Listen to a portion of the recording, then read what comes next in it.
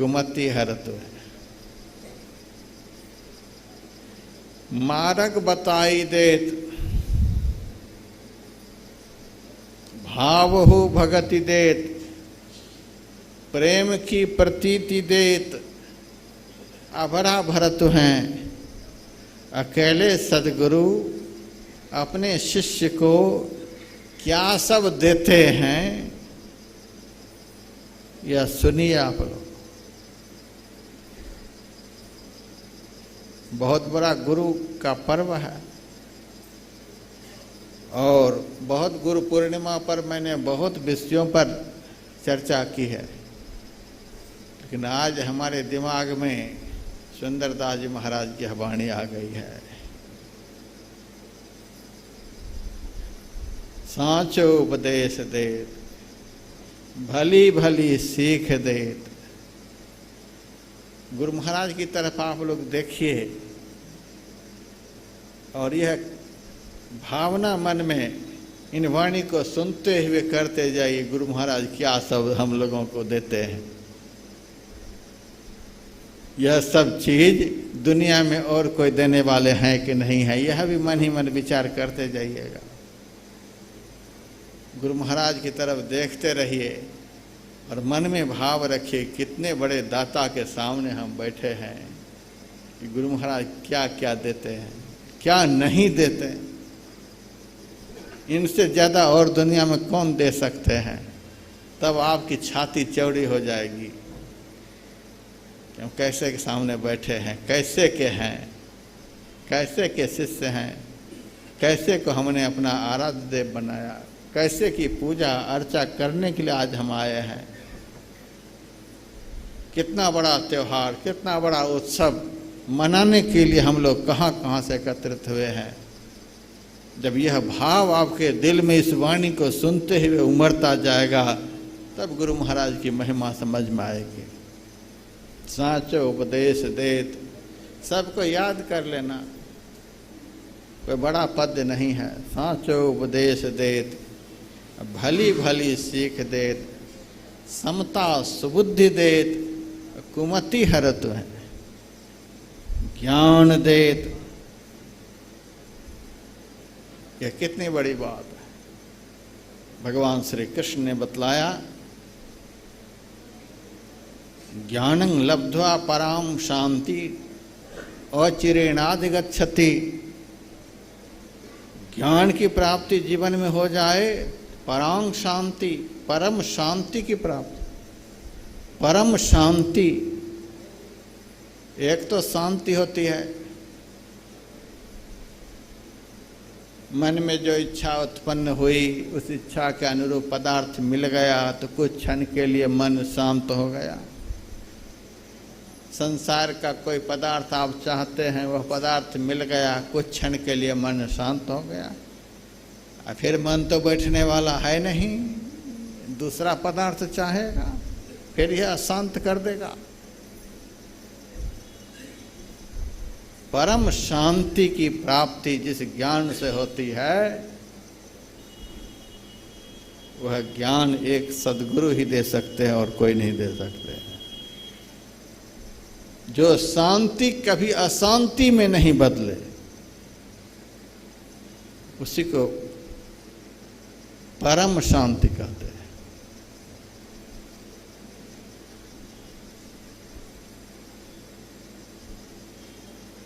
एक श्लोक में भगवान कृष्ण कहते हैं, विषया विनिवर्तन्ते निराहारस्य देहिनः रसवर्जं रसोप्यस्य परं दृष्ट्वा निवर्तते। यहाँ परम शब्द का प्रयोग परमात्मा के लिए किया गया है। विषया विनिवर्तन्ते निराहारस्य देहिनः, विषय के रस को लेने की जो इच्छा है, वह इच्छा भूखे रहने से खत्म नहीं होती है। आप 10 दिनों तक कुछ खाएं पिए नहीं और मन में सोचें कि विषय भोग की तृष्णा हमारी समाप्त हो जाएगी, यह कभी संभव नहीं है। भूखे रहने से, प्यासे रहने से विषय भोग की तृष्णा इंद्रियों से छूटती नहीं है।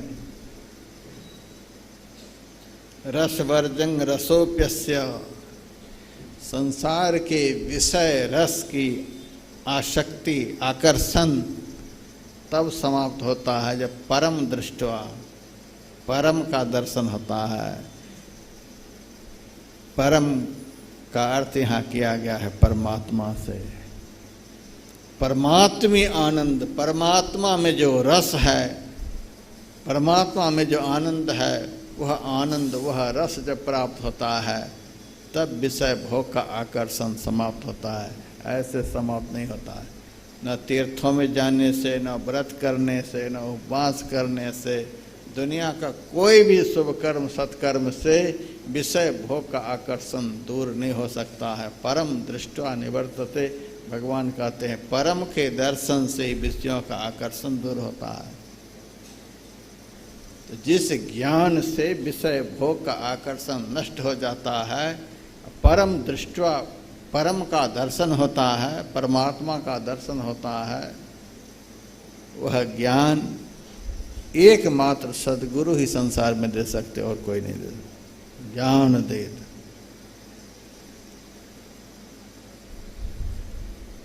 ऋते ज्ञानान्न मुक्ति ही उपनिषद ग्रंथ में लिखा हुआ है। समग्र दुखों से छुटकारा, समग्र क्लेशों से छुटकारा, समग्र विपत्तियों से छुटकारा एकमात्र आत्मज्ञान से हो सकता है। और यह आत्मज्ञान सद्गुरु को छोड़कर कोई भी नहीं प्रदान करा सकते हैं। ज्ञान दे।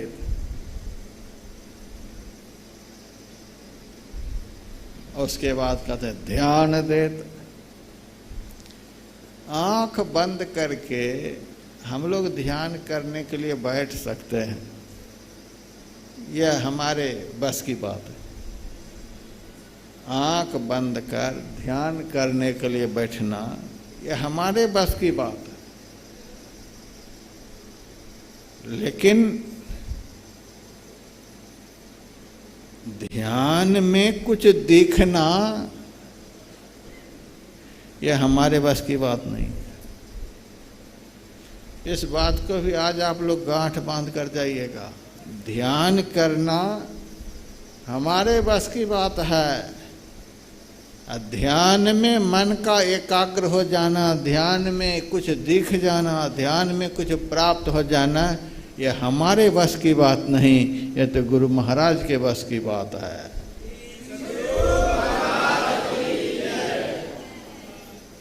हम लोग नित्य नियम से करते रहें, यह हमारे बस की बात है। लेकिन कुछ दिख जाए यह हमारे बस की बात नहीं। ध्यान में दर्शन कराना, ध्यान में दर्शन होना, मन का पूर्ण एकाग्र हो जाना, ध्यान के समय कुछ मिल जाना, कुछ अनुभव हो जाना, ये अपने बस की बात। सुंदरदास जी महाराज कहते हैं ध्यान देत मन की एकाग्रता प्रदान करते हैं, ध्यान के समय दर्शन कराते हैं। यह सद्गुरु के हाथ की बात। ज्ञान देत, ध्यान देत, आत्म विवेक देत। आत्मा क्या है, अनात्मा क्या है, यह बोध, यह विचार, यह विवेक संत सद्गुरु ही प्रदान कर सकते हैं और कोई भी नहीं। यह घर तुम्हारा है, दुनिया के लोग बतला देंगे यह तुम्हारा घर है, यह परिवार तुम्हारा है, ये लड़के बच्चे तुम्हारे हैं, ये सब तुम्हारे हैं, ये सब तुम्हारे हैं, यह सब बतलाने वाले दुनिया में बहुत लोग मिल जाएंगे। लेकिन तुम कौन हो यह बतलाने वाले सद्गुरु को छोड़कर कोई भी नहीं है।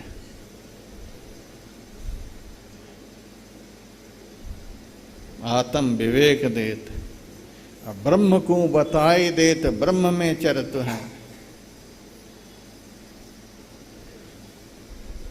अनादिकाल से यह जीव संसार चक्र में पड़ा हुआ है, दिन रात परमात्मा में ही रहता है, परमात्मा रूपी सागर के बीच ही यह जीव रहता है, लेकिन आज तक दर्शन नहीं। भगवान भी अपना दर्शन अपने भक्त को नहीं करा सकते। सद्गुरु की आज्ञा की ही प्रतीक्षा में परमात्मा रहते हैं। जब तक उनका आदेश नहीं होगा तब तक शिष्य परमात्मा का दर्शन कर नहीं सकता। ब्रह्म को बताए दे, ब्रह्म में दिन रात विचरण करते हैं, ऊपर नीचे बाएं दाएं आगे पीछे सर्वत्र ब्रह्म ही ब्रह्म है, लेकिन दर्शन कहाँ होता है? सद्गुरु को छोड़कर कोई भी नहीं दर्शन करा। ब्रह्म में चरत हैं, स्वयं ब्रह्म में विचरण करते हैं।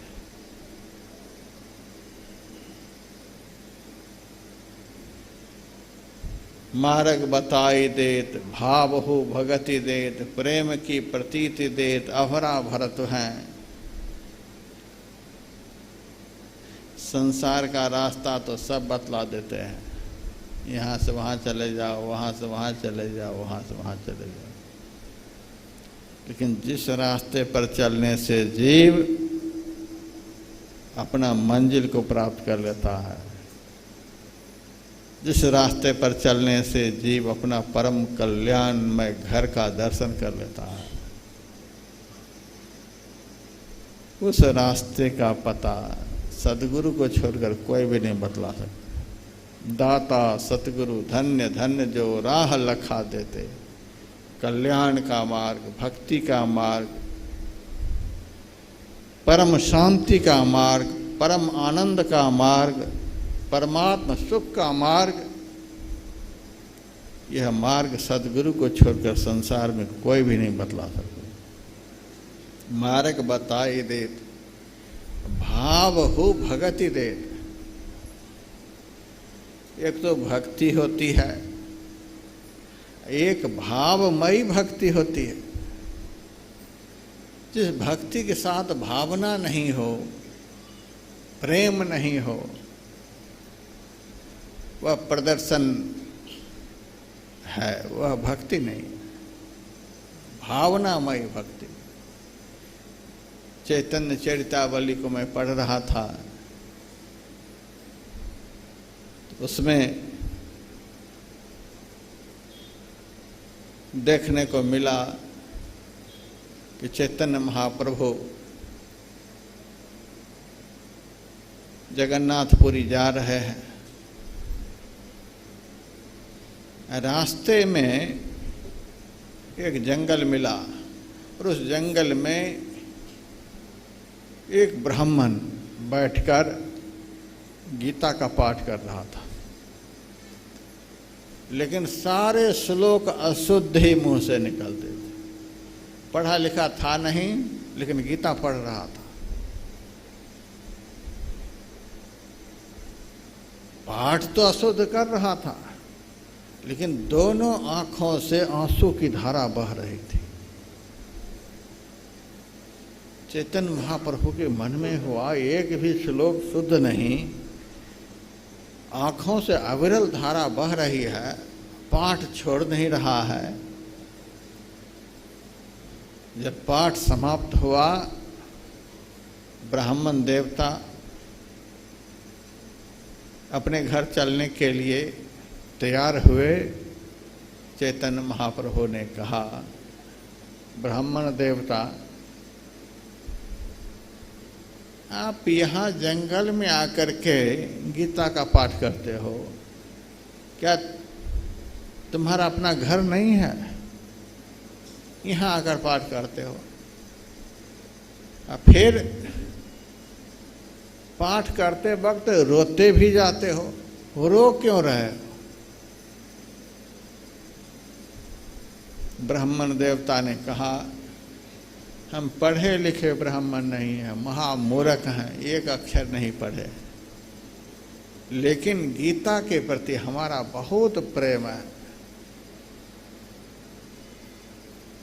इसीलिए हमें शुद्ध शुद्ध पढ़ने के लिए आता नहीं है, सारे श्लोक अशुद्ध होते हैं और अशुद्ध पाठ को सुन करके समाज के ब्राह्मण लोग बहुत ताना मारते हैं।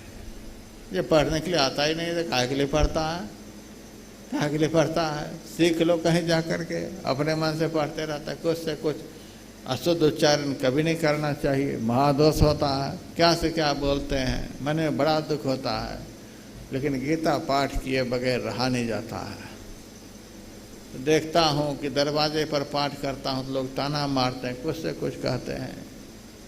तो उस ताना को सुन सुन करके मन उब गया, इसलिए जंगल में आकर के पाठ करता हूँ। तो पाठ करते तो रोते क्यों? रोना इसीलिए आता है जब हमारे सामने गीता का श्लोक आता, सेनयोर भयोर मध्य रसं स्थापय चित। अर्जुन भगवान से कहते हैं, हे प्रभु, मेरे रथ को दोनों सेनाओं के मध्य में आप लेकर के चलिए। मैं देखना चाहता हूं मुझे युद्ध रूपी व्यापार किन किन के साथ करना है। जैसे अर्जुन ने भगवान से कहा, वैसे ही जिनकी आज्ञा का पालन सारी सृष्टि करती है, वे भगवान उस रथ को लेकर दोनों सेनाओं के मध्य में लेकर चले गए। वहां जाकर अर्जुन दोनों पक्ष की ओर देखा, चारों तरफ नजर फिरा करके देखा।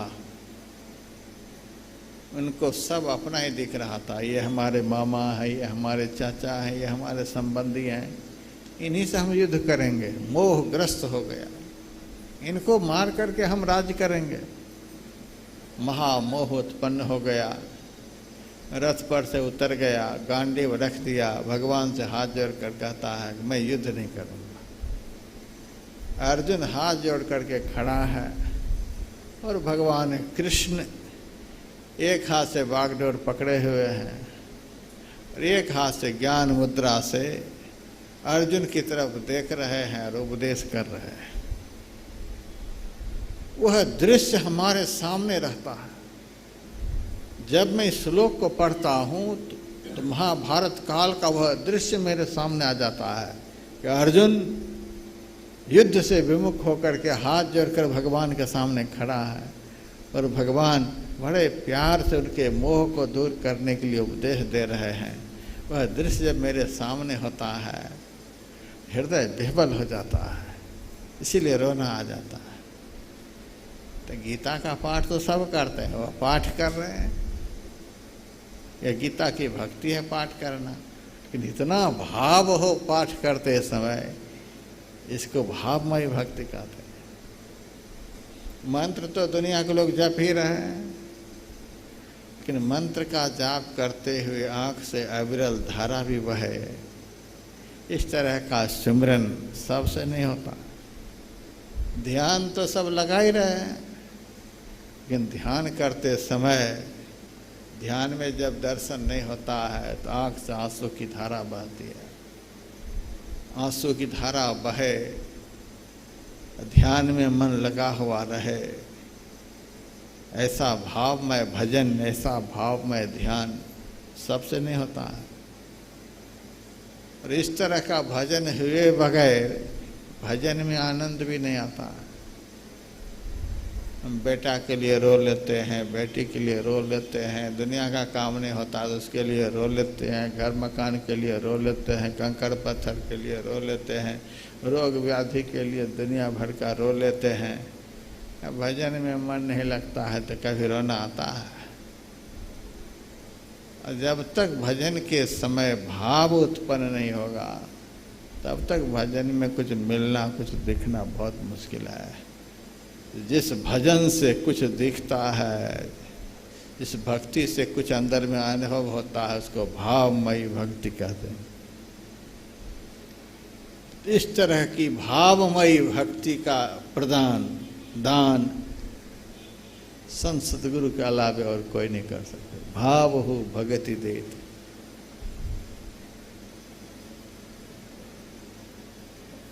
प्रेम की प्रतीति देत। प्रतीति का अर्थ तो जानते हैं, विश्वास होता है। जब तक विश्वास नहीं होगा तब तक प्रेम नहीं होगा।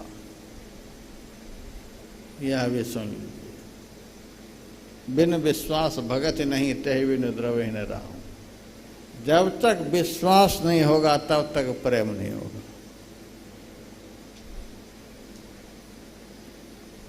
गुरु के वचनों पर संशय हो गया,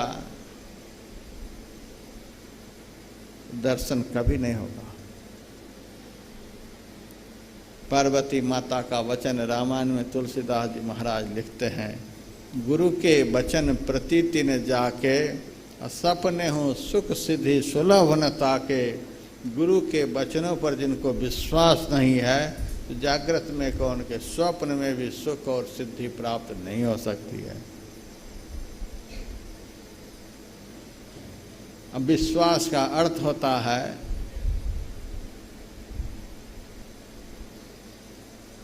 कि जिनको हम मानते हैं, जिनकी हम आराधना उपासना करते हैं, जिनको हम अपना देव मानते हैं, जिनको हम अपना सब कुछ मानते हैं, उनके प्रति हमारे दिल में ऐसा भाव हो, वे सब जगह हैं, सर्व काल में हैं और सब जगह हैं।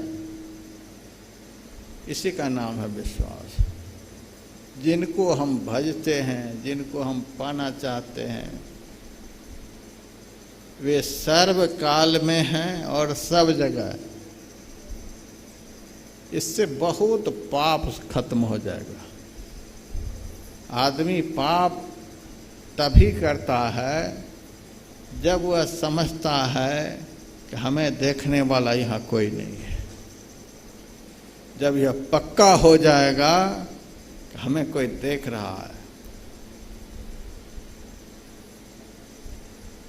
और हमें देखने वाला कभी मरता नहीं है,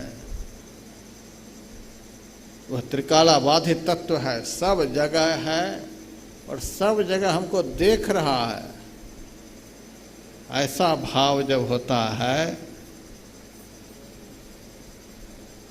तब मन में प्रेम उत्पन्न होता है।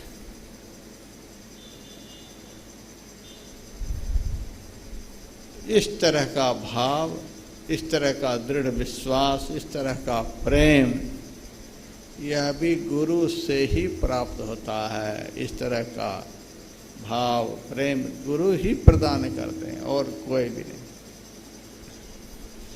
अभरा भरत हैं,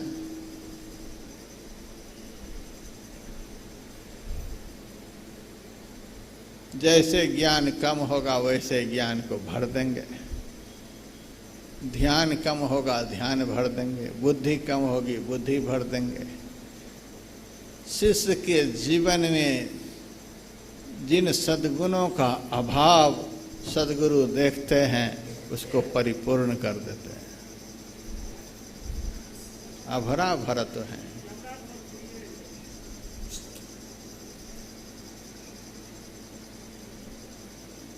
जिन सद्गुणों का अभाव शिष्य के अंदर में होता है, उस अभाव की पूर्ति सदैव सद्गुरु करते हैं। अभरा भरत हैं। और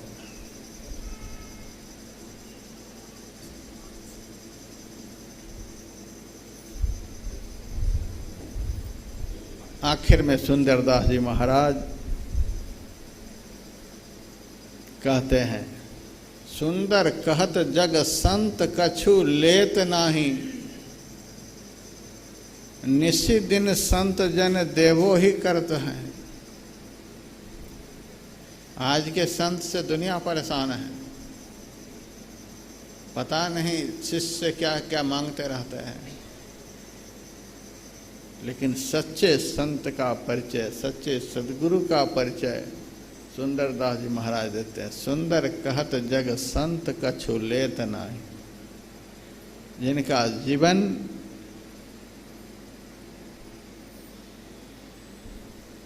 समाज से कुछ लेने के लिए नहीं, लेने की कभी भी अपेक्षा नहीं, लेने का कभी भी भाव नहीं। निसी दिन संत जन देवो ही करत है। जिनका जीवन, जिनका अवतार समाज को देने के लिए होता है। ऐसे देवता की पूजा का दिन आज है। जितने सद्गुण मैंने बताए, इतने सद्गुण किसी देवता में नहीं। इसीलिए ऐसे दाता की पूजा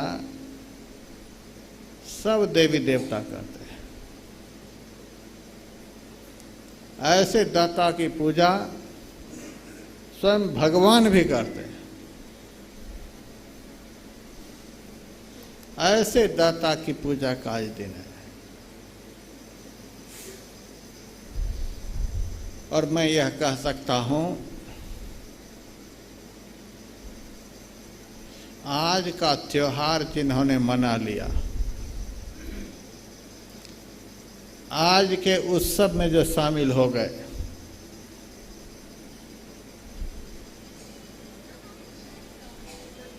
वो जीवन में कोई त्योहार मनाए चाहे नहीं मनाए, वो जीवन में कोई उत्सव मनाए चाहे नहीं मनाए, सारे उत्सव उन्होंने मना लिया, सारा त्योहार उन्होंने मना लिया। कोई त्योहार मनाने के लिए बाकी नहीं रहा, कोई उत्सव मनाने के लिए बाकी नहीं रहा। आप अन्य किसी त्योहार में कहीं जाएं चाहे नहीं जाएं, अन्य किसी उत्सव को मनाएं चाहे नहीं मनाएं, लेकिन कितना भी कष्ट हो, कितनी भी परेशानी हो, जगह रहने के लिए मिले चाहे नहीं मिले, कितना भी कुछ संकट आ जाए, लेकिन गुरु का त्योहार कभी भी शिष्य को नहीं छोड़ना चाहिए।